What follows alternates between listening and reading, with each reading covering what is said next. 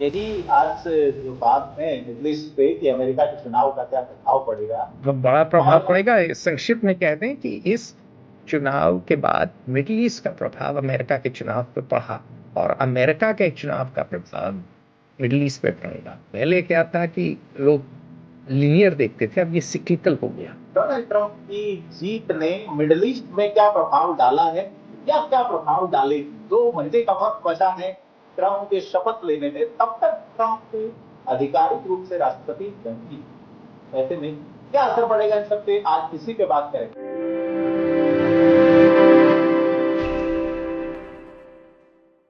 नमस्कार, मैं हूं प्रदीप और फेयर ऑब्जर्वर हिंदी में आपका स्वागत है। हमारे साथ फेयर ऑब्जर्वर के प्रधान संपादक अतुल सिंह हैं।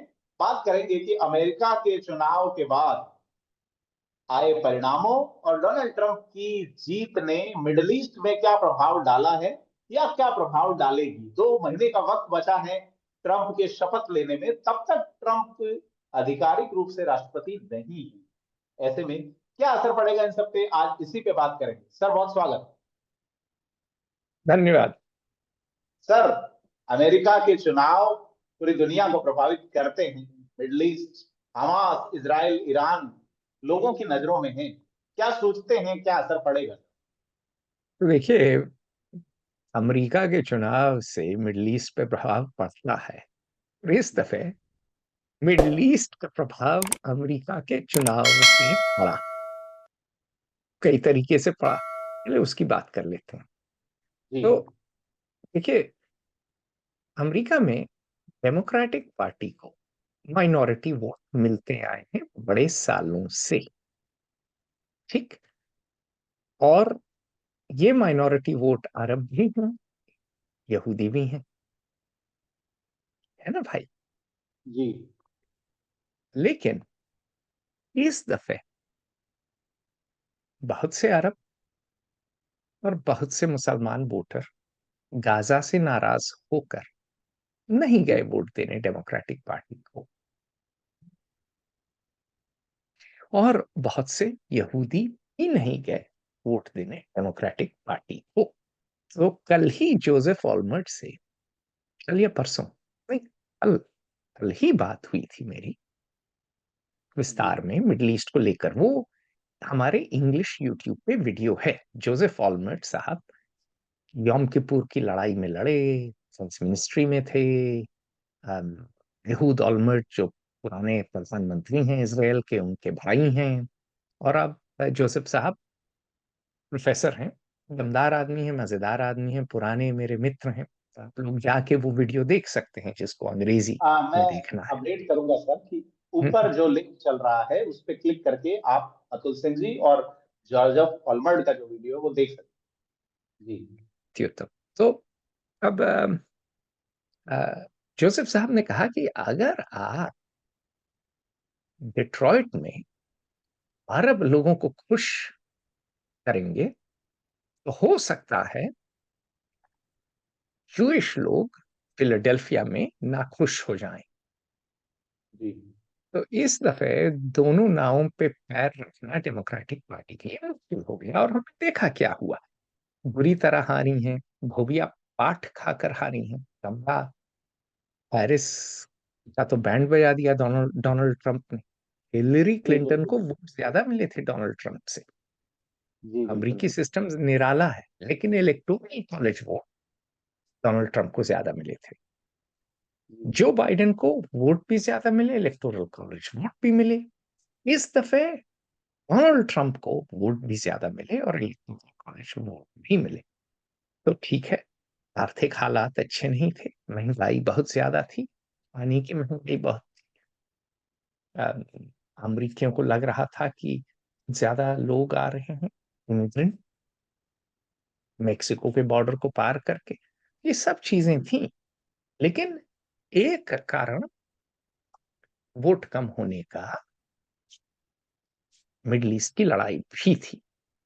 जी। तो ये हुआ मिडल ईस्ट। मिडल जो पुरानी ओल्ड वर्ल्ड की जो प्रॉब्लम्स थी, अब वो न्यू वर्ल्ड में आ गई इंटरनेट के जमाने में। तो जी। अब चुनाव में जीत के बाद और चुनाव के नतीजे के बाद और डोनाल्ड ट्रंप की जीत के बाद क्या असर पड़ेगा मिडल ईस्ट में। जी घनघोर सही असर बात। पड़ेगा।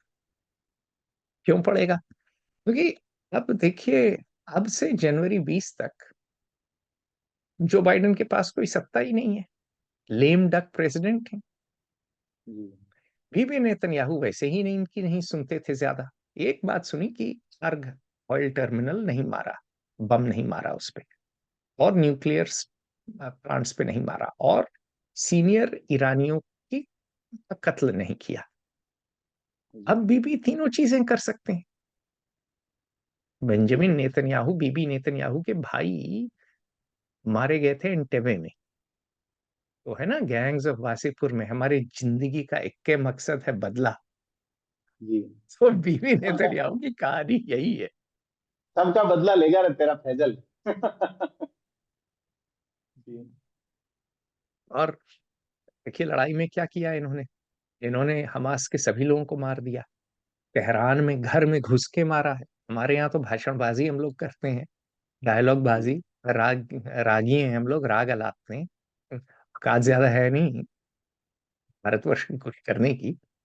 लेकिन इसराइल तो खैर, जो है, घुस के मार रहा है तेहरान में।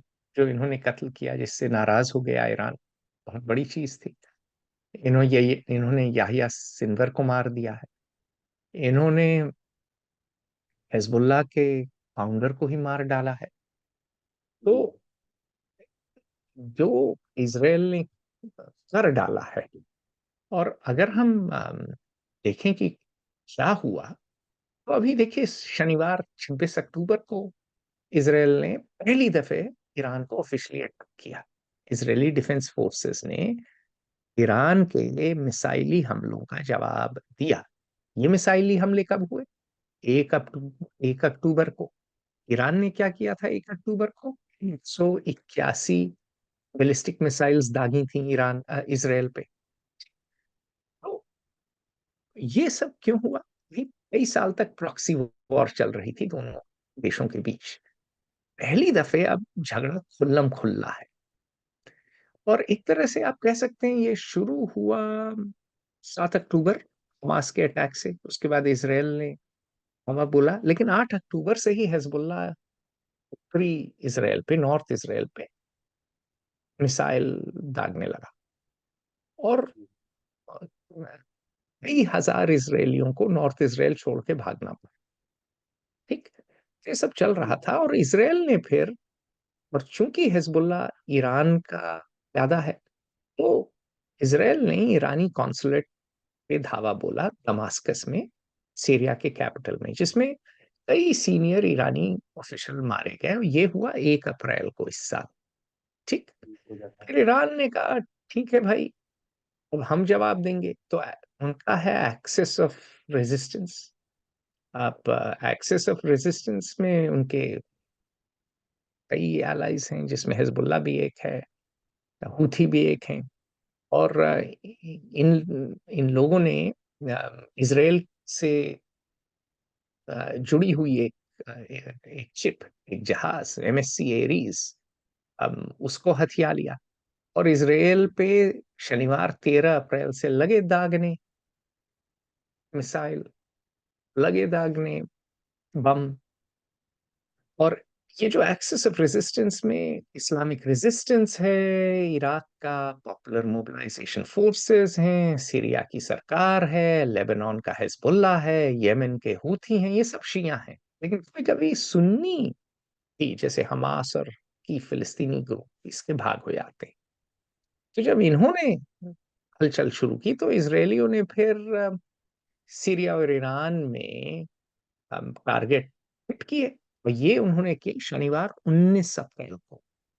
ठीक, उसके बाद हर आदमी ने विजय की घोषणा कर दी, कहा कि हमने दाग दिया है, फेंक दिया है, हम विजेता हैं। और सबकी इज्जत जो है आश्वस्त हो गई।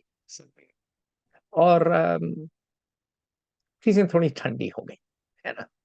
ईरान ने कहा अरे अटैक से कुछ नहीं हुआ। इसराइल ने कहा कि हमने फतह कर ली, और टेंशन थोड़े कम हो गए, चीजें नॉर्मल पे आ गई। फिर वो जो मैंने बात कही थी ना, इसराइल घर में घुस के मारने वाली, तो जी इसराइल ने क्या किया, 20 जुलाई ये बुधवार है। बुधवार के दिन गौतम बुद्ध के दिन, जिस दिन लोग ध्यान करते हैं, इसराइल ने बड़े ध्यान से इस्माइल हानिये को खा दिया।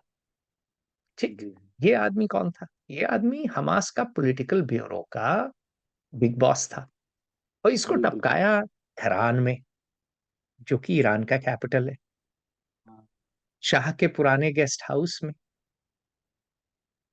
ये आलम हुआ इसके टपकने के बाद कि ईरानी सीनियर मंत्री ने पहले भी कहा है, लेकिन ये बात दोबारा उछल के आई कि भाई आज के दिन कोई ईरान में चैन की नींद नहीं सो सकता है, क्योंकि कोई भरोसा नहीं, इसराइल और इसराइल का मोसाद विख्यात है, कब किसको कहाँ टपका दे। जी, बड़ा बड़ी कार्रवाई थी। बहुत बड़ी कार्रवाई। अच्छा, और लेबनान में कुछ घंटे पहले इन्होंने मिलिट्री कमांडर फुआद शुक्र, हिजबुल्लाह के मिलिट्री कमांडर फुआद शुक्र को, ठीक। तो फिर अब ईरान की इज्जत चली गई इस अटैक से। क्या आपका मेहमान आपके घर में मार डाला गया? आप, आपकी क्या औकात है? आप तो अपने मेहमान को सुरक्षित भी नहीं रख सकते। जी बिल्कुल, खातिरदारी शरणागत तो दूर की वत्सलता। बात है? जी जी, जिसे शरण दी शरणागत वत्सलता, हाँ। उसको आप नहीं निभा पाए। तो फिर ईरान ने इसराइल को 1 अक्टूबर को, मैंने बताया जो, फिर इसराइल ने 26 अक्टूबर को किया। और क्या किया? तब इसराइल के बहुत से वॉरप्लेन उड़ के गए, 1300 किलोमीटर उड़ के गए, और air defence facilities, S-300 radar और मिसाइल लॉन्चर्स, उनको स्ट्राइक किया। मिसाइल फैक्ट्रीज को 3 ईरानी प्रोविंसेस में स्ट्राइक किया, और तेहरान के पास स्ट्राइक किया। और उनको कई इजरायली सोर्सेस ने बताया, हमारे इंटेलिजेंस के सोर्सेस ने बताया कि भाई हम ईरानी oil terminal, missile sites, nuclear facility सब स्ट्राइक कर सकते हैं। और हमारे एक पुराने MI6 के मित्र ने बताया कि ये तो सार्क आइलैंड जो टर्मिनल है स्ट्रेट ऑफ हॉर्मुज में, अम, इन पे इनकी नजर गड़ी हुई। और आपने देखा इंटरव्यू में जोसेफ ऑलमर्ट साहब ने भी बोला, ये बात खुल के बोला बिल्कुल, है। बड़े आ- फौजी आ- आदमी हैं गजब का। जिसको भी अंग्रेजी आती है और जो ये वीडियो जी देख रहा है, वो जरूर जोसेफ ऑलमर्ट का भी वीडियो देखे। वो अंग्रेजी में है, क्योंकि वो इजरायली हैं, हिंदी नहीं बोलते हैं, ठीक है। तो वो तो आपको अंग्रेजी में देखना होगा। उनको देखें तो मजेदार। वो राजकुमार का डायलॉग याद आता है कि हम तुम्हें मारेंगे और जरूर मारेंगे।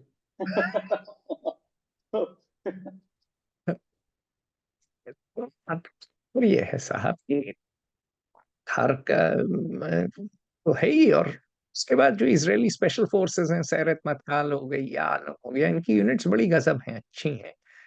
अ, और ये भी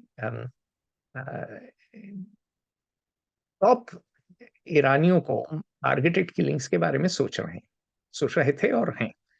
और इस्लामिक रेवोल्यूशनरी गार्ड, और जो ईरान का प्रेटोरियन गार्ड है, मतलब ईरान का एलीट ऑफ द एलीट, उसके खासकर लोगों को मारने के चक्कर में है कि इन्होंने जो हिजबुल्लाह के पूरी टॉप लीडरशिप, राडवान फोर्स के लोगों को मार डाला। शेख हसन नसरुल्लाह को मार डाला, फाउंडर को ही मार डाला। तो अब इनको जी लगता है कि यार इनको भी सांप का सरी कर दो, न रहेगा बांस न बजेगी बांसुरी। और इनको एक और चीज लगती है इसराइलियों को कि ईरान में मुल्लाओं का अब वो भुत्व नहीं रहा जो 1979 में जब आयतुल्लाह खुमैनी आए थे। तो अगर हम धक्का देंगे, वैसे ही महिलाएं नाराज हैं, बहुत सी हाँ, माइनॉरिटी नाराज हैं, तो ईरान शायद टूट भी जाए। तो इनकी ये सोच है। लेकिन एक चीज याद रखनी है कि ईरान बहुत बड़ा देश है, ईरान के पास बैलिस्टिक मिसाइल हैं। इसराइली खुद मानते हैं हमारे पास एंटी बैलिस्टिक मिसाइल डिफेंस नहीं है। और ईरानियों ने भी इनको स्ट्राइक कर लिया था। तो ऐसा नहीं है कि अगर लड़ाई हुई तो इसराइल को घाटा नहीं होगा, कि ईरान के पास न्यूक्लियर वेपन नहीं है, लेकिन ईरान भी कुछ घाटा तो कर ही सकता है, कुछ नुकसान तो कर ही सकता है इसराइल का। और जी अगर जी बिल्कुल। ईरान ने सऊदी ऑयल टर्मिनल पे स्ट्राइक कर दी और UAE के ऑयल टर्मिनल पे स्ट्राइक कर दी तो पूरी ऑयल क्राइसिस हो जाएगी, इन्फ्लेशन, महंगाई खूब बढ़ेगी। भारत और चीन का तो बैंड बज जाएगा। ये दोनों देश तेल और नेचुरल गैस लाते हैं गल्फ से, जी इनके पास एनर्जी नहीं है। अच्छा, सऊदी अरेबिया का जो ईस्टर्न प्रोविंस है, मैप पे आप देखिए, ईस्टर्न प्रोविंस वो शिया बाहुल्य है। और वहाँ सऊदी अरेबिया बड़ा अत्याचार करके कब्जा जमाए हुए है, बीच बीच में मार डालता है। 2016 में शेख निम्र को मार डाला। नहीं, शेख निम्र को शायद पहले मारा, उनके लड़के को मार डाला, जी याद नहीं है, लेकिन काफी मतलब हम्म, क्रूरता से राज करता है। तो अ, ईरान वहां आग उलगाएगा कि शिया जो हैं बगावत कर बैठे। तो ये मिडल ईस्ट, बिल्कुल, मिडल ईस्ट में तेल तो है ही। और आपको पता है तेल के पास चिंगारी अगर आप डालते हैं तो क्या होता है? बिल्कुल, भड़क उठती है आग। मिडिल ईस्ट भी भड़क उठ सकता है, मतलब बहुत बहुत प्याज की तरह जो है। एक परत अगर आप निकालिए तो दूसरी परत है। तो it's middle east is like piling N onion. Bharat भी वैसे ही, भारत में भी विविधता बहुत है। तो पर मिडिल ईस्ट ज्यादा विस्फोटक है तेल की वजह से। भारत में इसराइल को लेके एक अलग सा ही क्रेज नजर आता है। दूसरा, जैसा आपने बताया कि भारत, चीन और यही जो दक्षिण एशियाई देश हैं, वो निर्भर है एनर्जी के लिए खाड़ी पे, क्योंकि व्यापार पे पूरा मामला फोकस कर रहा है। अब ट्रम्प भी व्यापारी व्यक्ति हैं सर। हम्म। तो क्या जंग जो है उसको अमेरिका के इस चुनाव से कुछ फर्क पड़ेगा, या बाजार की ओर, या लड़ाई के मैदान की देखिए, ओर, किस ओर अगर देंगे अगर आप? अगर तेल में आग लग गई तो अमेरिका के लिए तो अच्छा ही है, क्योंकि अमेरिका तो हम्म, अपना तेल खुद जमीन से निकाल लेता है। तो अमेरिका की इंडस्ट्री के लिए तो बड़ा अच्छा होगा, नेचुरल गैस चीप है उनकी। चीन की इंडस्ट्री की वाट लग जाएगी। हम्म, भारत में भी संकट आएगा फिर। भारत में संकट आएगा की फिर कहता है जी। अमेरिका में, मैं आज न्यूयॉर्क में बैठा हूँ, की फिर कहता है थे। जी जी आपकी दिक्कत है, आपकी मुसीबत है, आपकी बीमारी है, आप जो करिए। जी बिल्कुल। लेकिन देखिए, ट्रम्प मेरे ख्याल से लड़ाई नहीं चाहेगा। वो मेरे ख्याल से कह देगा बीवी को कि भाई बंद करो। लेकिन जनवरी 20 तक ट्रम्प प्रेसिडेंट नहीं है। जी बिल्कुल, जनवरी 24 तक, 25 तक। आज, हाँ, जब भी जनवरी 24-25 तक, तो आज से लेकर जनवरी तक बड़े दिन है।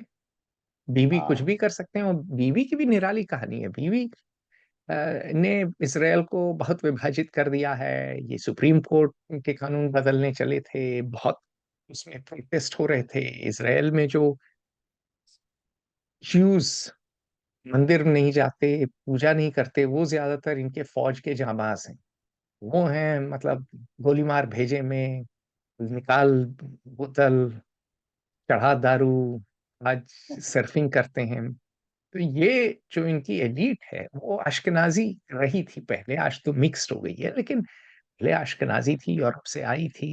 हंगेरियन ज्यू थे, ऑस्ट्रियन ज्यू थे, जर्मन ज्यू थे, पोलिश ज्यू थे। पर ये इनकी जो एलीट थी, इसने इसराइल बनाया, ये वहां के कुलीन ब्राह्मण अश्केनाजी परिवार के लोग हैं, हमारे जोसेफ ऑलमर्ट की तरह। जी और ये एलीट मंदिर वंदिर नहीं आती, पूजा पाठ नहीं करती, धर्म को खंडी मानती है। बहुत से इनमें से नास्तिक के बहुत से, युवाल नोआ हरारी को देख लें, जो कितना बड़ा लेखक है। वो तो बौद्ध धर्म से प्रभावित है, चिंतन करता है, ध्यान करता है, मेडिटेशन करता है। तो ये एलीट का कल्चर अलग है। और जो रिलीजियस लोग हैं वो बच्चे पैदा करते हैं, जो हाँ सेटलमेंट बना रहे हैं वेस्ट बैंक, जी जो बिल्कुल बीबी के पीछे हैं, उनका वोट बैंक बीबी का नहीं, लेकिन जो एक्सट्रीम राइट पार्टीज हैं उनका वोट बैंक है, और बीबी के साथ ही है। तो ये लोग लड़ाई नहीं लड़ते। ये लोग पढ़ाई के लिए पैसे भी नहीं देते। इनकी रिलीजियस एजुकेशन स्टेट, इसराइल की स्टेट सब्सिडाइज करती है। तो आज जी के दिन जूइश समाज में एक बहुत बड़ा विभाजन है, और ये दरार लड़ाई की वजह से अभी उभर के नहीं आई है, लेकिन लड़ाई के पहले दरार थी और खूब प्रोटेस्ट हो रहे थे। और अक्टूबर 7 में जो हुआ, उसका एक कारण ये था कि बहुत से इजरायली डिफेंस फोर्सेस के लोग स्ट्राइक पे थे, कर रहे थे बीबी के खिलाफ। ये लोग भूल जाते हैं, जब बीबी खुद करप्शन के केस में फंसे हुए हैं, जब तक लड़ाई चल रही है बल्ले बल्ले है, अगर लड़ाई बंद हो जाए तो बीबी शायद जेल पहुंच जाए। तो लड़ाई हाँ इनके हित में है। जो अंग्रेजी में है ना, व्हील्स विद इन व्हील्स। तो हाँ बीवी नेतन्याहू के हित में लड़ाई है, तो ये लड़ाई के लिए उछल रहे हैं। अच्छा, जो ईरानी मुल्ले हैं वो तो शातिर हैं, उनको तो बता के ही रखना है। उनके यहाँ महंगाई है, उनके यहाँ रोजगार भी नहीं है, औरतें बहुत नाराज हैं क्योंकि पहनना नहीं चाहती हैं हिजाब। ये कहते हैं नहीं जी, हिजाब पहनना पड़ेगा। अभी 2-3 दिन पहले एक यूनिवर्सिटी में औरत सारे कपड़े निकाल के सिर्फ हाँ, वीडियो अपने जो देखा। है अंडरगारमेंट्स में घूम रही थी, गुस्से में। फिर जी उसको जी, पकड़ के ले जाना पड़ा।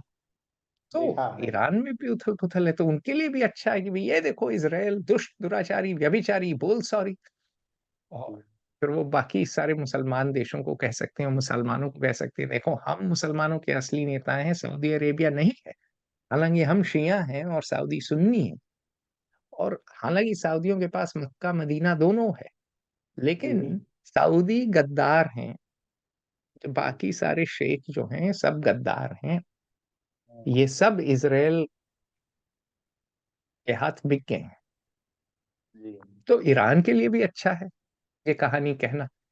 तो लड़ाई एक तरह से दोनों के लिए अच्छा है, लेकिन बहुत ज्यादा अगर लड़ाई हो गई तो दोनों के लिए मुश्किल है। तो दोनों लोग चाहते हैं कि मतलब दो चार चांटे हों, और मतलब इज्जत के नाम पे एक दूसरे को रपटिया लें, लेकिन ईरान के कम से कम मुल्ला खुल पूरी लड़ाई नहीं चाहते, क्योंकि अगर बुरी तरह पिट गए तो इनका राजकाज चला जाएगा।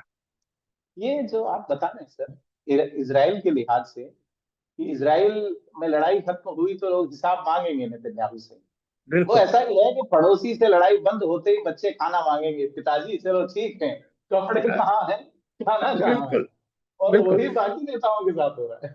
बिल्कुल। अच्छा, लेकिन बीबी नेतन्याहू कैसे हो सकता है ईरान से कि ईरान के साथ ठनठनी करके जाएं, क्योंकि बीबी को ये लगता है, मेसियानिक है, बीबी को लगता है कि मैं ही हूं जो इसराइल का रक्षक हूं। मैं ही हूं जो इसराइल को बचा के रखा हूं और एक रखा हूं। एकता और अखंडता, एको अहम द्वितीयो नास्ति न भूतो न भविष्यति, बीवी में है ये भावना। तो बीवी को लगता है कि अगर मैंने ईरान को पटकनी दी और ईरान छितरा गया, मैं इतिहास में स्वर्णिम अक्षरों में अपना नाम लिख जाऊंगा। तो बीवी ईरान को टाइट करने के पूरे मूड में है, लेकिन अमेरिका कह रहा है नहीं भैया। बाइडेन ने बहुत प्रभाव डाला, दबाव डाला, जो बाइडेन ने बड़ा दबाव डाला, इसीलिए जो है मामला, जैसे कहें दूध अभी भगोने से नीचे उबल नहीं के है। निकला नहीं, जी बिल्कुल बिल्कुल। लेकिन अब हो सकता है निकल जाए।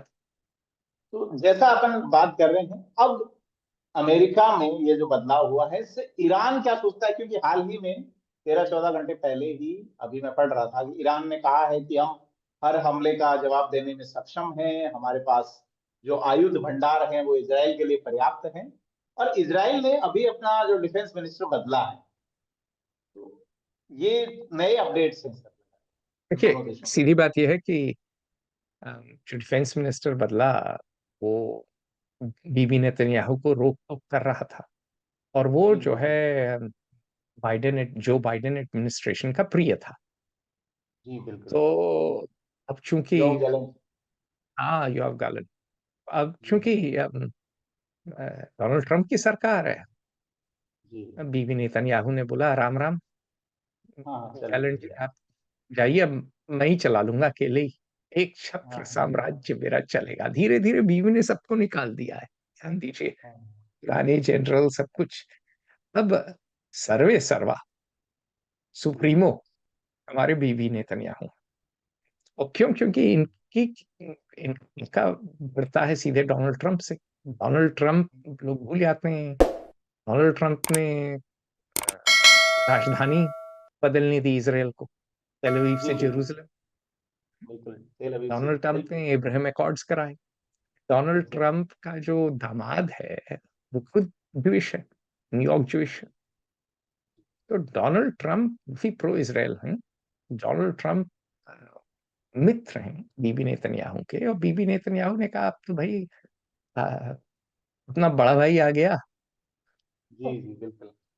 अब अब मुझे योआब गालिब की क्या जरूरत, अब मैं जी चढ़ जाऊंगा, चढ़ के खेलूंगा। हम्म। अच्छा, ईरान को ये सब बोलना तो पड़ेगा, क्योंकि ईरान में हालत तो खस्ता होगी, क्योंकि लोग भूल जाते हैं बराक ओबामा ने एक ईरान डील कर ली थी, और उसमें ईरान ने भी मान लिया था कि हम न्यूक्लियर पावर नहीं बनेंगे। वो न्यूक्लियर डील साइन भी हो गई, वो न्यूक्लियर डील अंत में पार नहीं हुई कांग्रेस के। और उस न्यूक्लियर डील को जैसे ही डोनाल्ड ट्रंप ने व्हाइट हाउस में कदम रखा, कचड़े कूड़ेदान में फेंक दिया, और ईरान पे टू पेज टाइट करना चालू कर दिया। जी। तो ईरान के लिए संकट का समय है, क्योंकि ईरान के पास, ठीक है, माना कि ईरान के पास हैं, इतने हथियार हैं कि इसराइल को तंग कर सकते हैं। ये भी बात सत्य है कि ईरान अ, की मिलिट्री अरब अरब दुनिया की मिलिट्री से बेहतर है। बिल्कुल निश्चित तौर पे। ठीक है। ये भी बात सत्य है कि मुस्लिम वर्ल्ड में, अरे हिंदुस्तान में मैं कितने लोगों से बात करता हूँ, लखनऊ विश्वविद्यालय के मैं रहा हुआ हूँ, जो कि ईरान की बड़ी तारीफ करते हैं, भले ही वो सुन्नी हो। ओह। मुहर्रम के दिन भले ही दंगा हो जाए, लेकिन उनको लगता है कि ईरान फिलिस्तीनियों के लिए खड़ा है, और जॉर्डन और सऊदी अरेबिया और यूनाइटेड अरब एमिरेट्स और बाकी सलमान देशों ने फिलिस्तीनियों का साथ नहीं दिया है, गद्दारी की है। यहाँ के शासक, जी। यहाँ के शेख, वो असली मुसलमान नहीं है। तो ईरान का समर्थन तो कश्मीर में भी है, लखनऊ में भी है, मलेशिया में भी है, कई जगह है ना मुस्लिम वर्ल्ड में, जी बिल्कुल। फलस्तीन के मुद्दे पे।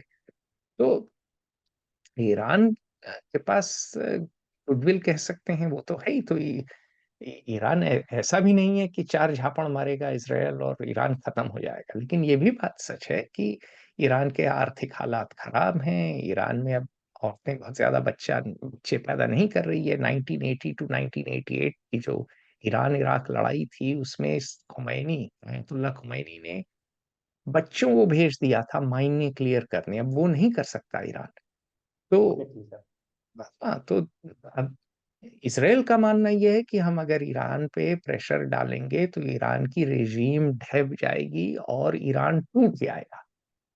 हो जी। सकता है असम्पशन उनका, हो सकता है मानना उनका कुछ मामले तक सही हो, लेकिन अम, ईरान का मानना कि वो इसराइल को काफी नुकसान पहुंचा सकते हैं, वो ही सत्य है।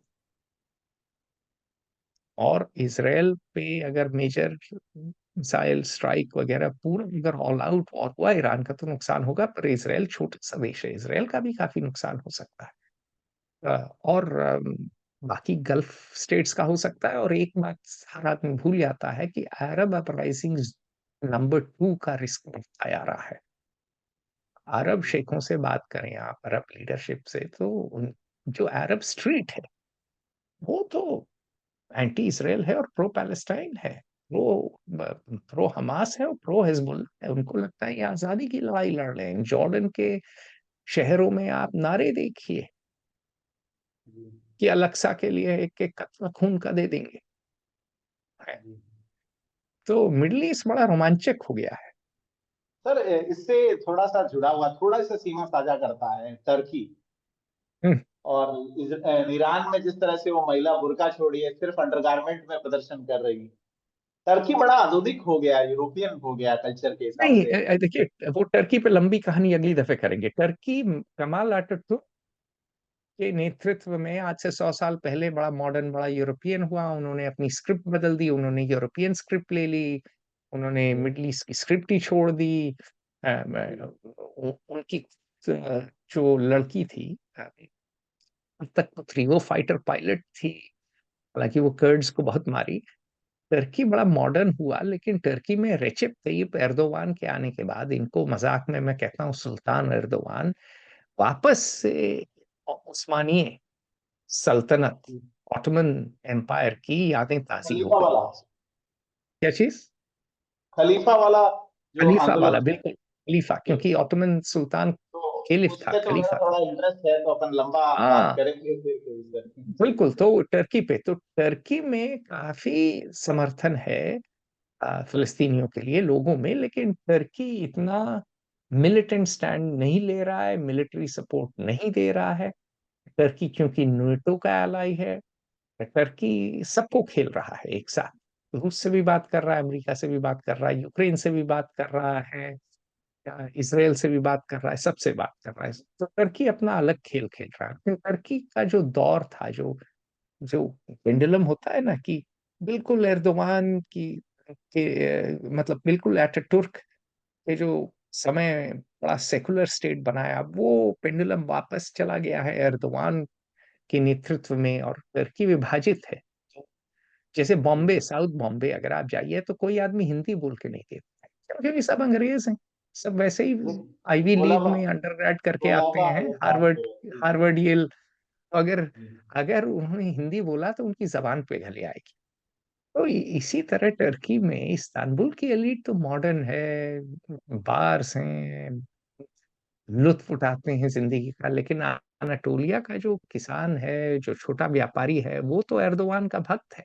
और जो माइग्रेंट्स गए हैं टर्की से जर्मनी, फ्रांस, नेदरलैंड्स, वो तो बिल्कुल ही एर्दोगान के भक्त हैं। तो टर्की आज के दिन बहुत मॉडर्न नहीं रहा, लेकिन मिडल ईस्ट में, इस मिडल ईस्ट के क्राइसिस में इस समय टर्की का इतना बड़ा रोल नहीं है। जी।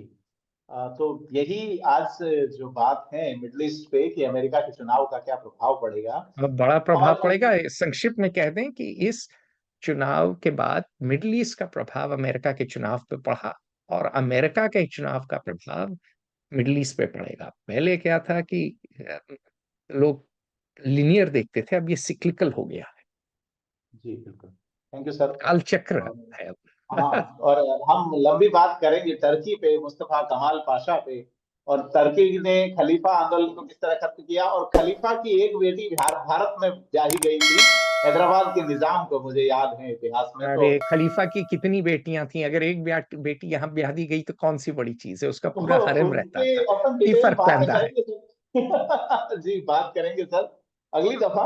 आपने समय दिया इसके लिए बहुत धन्यवाद। धन्यवाद, नमस्कार।